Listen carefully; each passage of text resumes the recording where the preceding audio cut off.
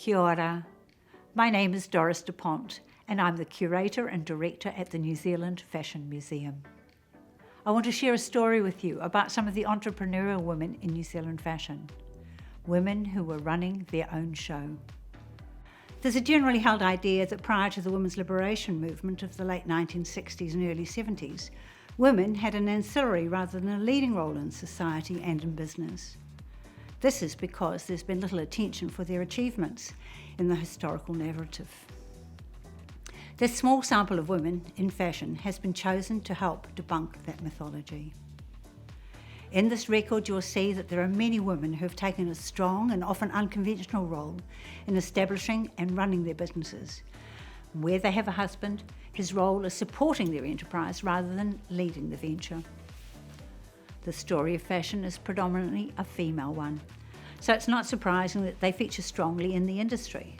Women are not only the main consumers of fashion, they also make up the biggest proportion of the labour force, and frequently, as we will see, they are the designers, manufacturers, retailers, promoters, and the business innovators and entrepreneurs. It's little known that many of New Zealand's most fashionable department stores, such as Ballantyne's, James Smith, Milne & Choice and Smith & Coe's, were established by women. Esther Clarkson, Mary and Ellen Taylor, Mary Jane and Charlotte Mill, and Mary Ann Smith. One of the few surviving stores, Ballantyne's, began when Esther Clarkson turned the front room of her home in Christchurch into a shop. And in 1854 she advertised her new drapery establishment in the Lyttelton Times. It was so successful that her carpenter husband David built an extension at the front, which took the front room out to the street. By the end of '56, David's sister Elizabeth had joined her and it had expanded to become a large two-storey shop.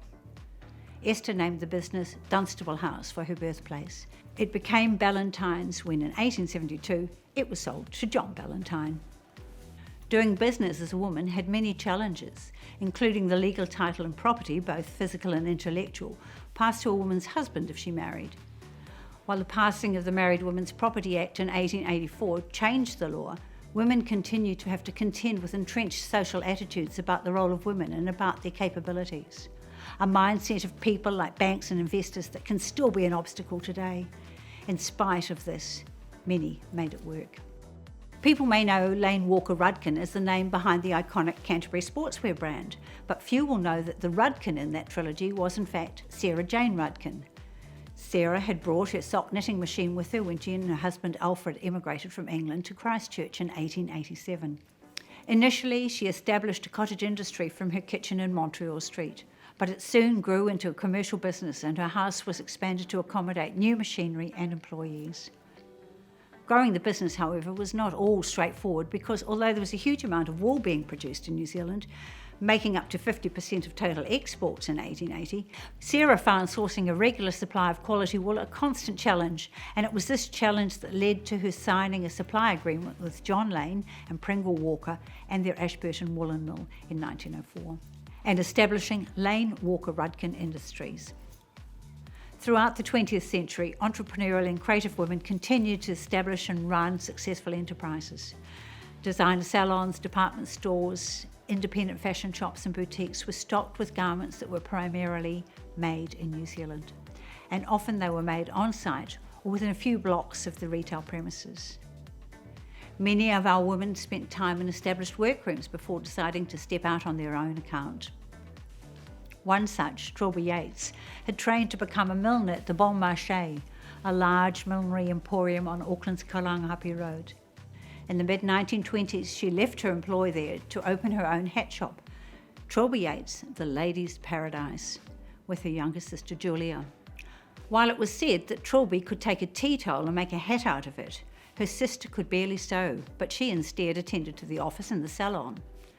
In the wake of Trilby's early death, Julia took on the sole responsibility of running the business and of raising Trilby's young daughter, Dixie, whom Julia, who was and remained a single woman, adopted.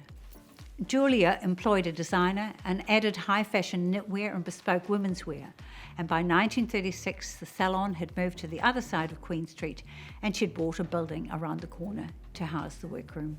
She travelled regularly overseas to attend the shows in Paris or New York and would return home with fabrics and new ideas, including trousers for women, When, in 1933, she wore said trousers on Queen Street, she caused an uproar.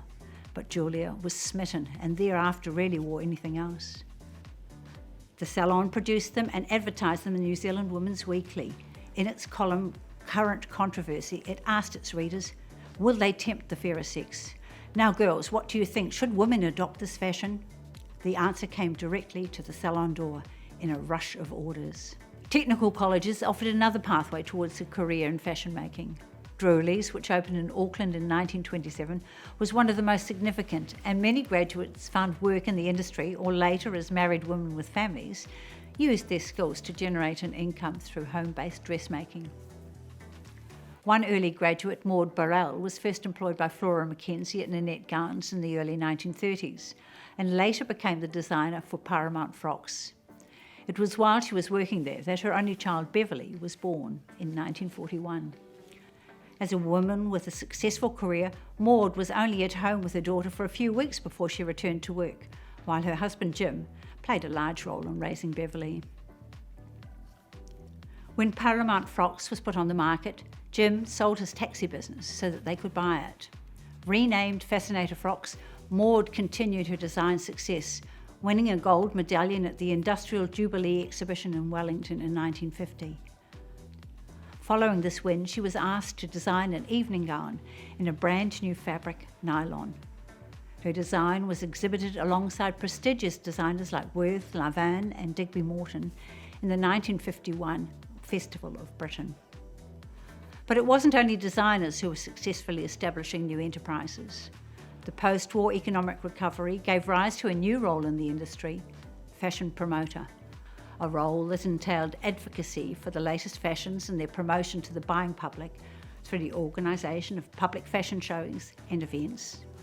Samoan-born e-Latino Paddy Walker was one who led the way. With 2 young children and a husband who was unable to work because of war injuries, she stepped up. Approaching Sir James Hay of the Hayes department store in Christchurch, she suggested she become their fashion coordinator, working with the buyers to spearhead a move towards directional fashion and organising the seasonal fashion parades. Her offer was accepted. Before Paddy arrived on the scene, fashion parades were very sedate affairs. In the salon-type settings, the models simply promenaded to show off the garments. Paddy changed all that, adding rhythm, structure and musical expression to create dynamic, choreographed fashion parades. Her shows became must-see occasions for Christchurch's fashionable women. It was the beginning of a successful career working in the world of fashion that expanded further when she moved to Auckland in 1952. And she was the woman behind the sold-out seasonal showings at Milne & Choice and was in demand for charity fundraisers. She created a showcase for the Queen's Royal Tour in 1953 and 4, and she travelled internationally as a fashion ambassador. Tam Cochran was another with a talent for organising fashion events, and in 1958, Tam Cochran Fashion Promotions introduced the Gown of the Year competition to New Zealand. This was a touring roadshow with gorgeous dresses and live models that brought a sparkle to small-town New Zealand. The competition was judged by popular vote with categories that included sportswear and bridal, but they all led to the climax of each show, the ultra-glamorous evening wear made by local designers. Fashion promotion, however, was not the prerogative of the fashion industry, and women who are running other shows can and have taken a strong and often unconventional role in advancing the cause through what they wear. Whetū Te Cartney Sullivan is one such. Although primarily known as a politician, she embraced the power of dress to affect the world. As a Māori woman with a lifelong passion for design and dressmaking, the clothes she wore made her a distinctive and visible female presence in Parliament.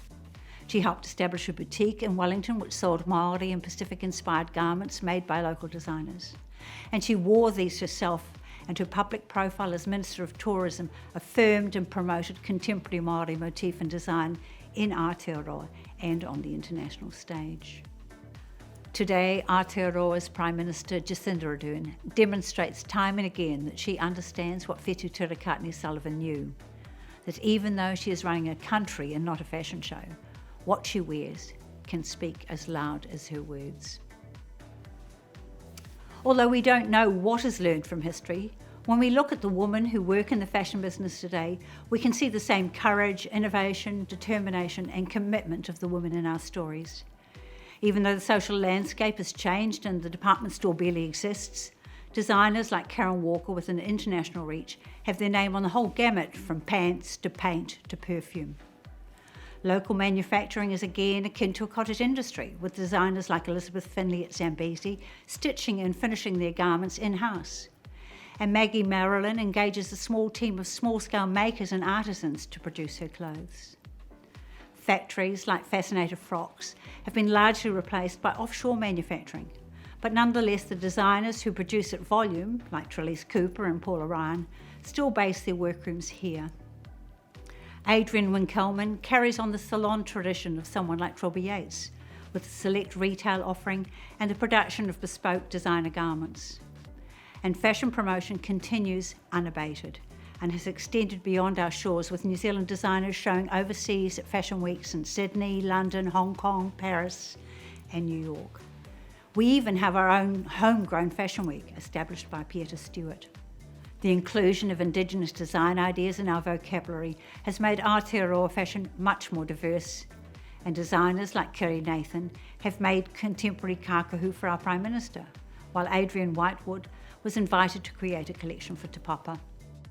The show might look different today, but there are still entrepreneurial women who are taking a strong role in establishing and running their own business, and we want to ensure that their achievements feature prominently in the social and cultural narrative.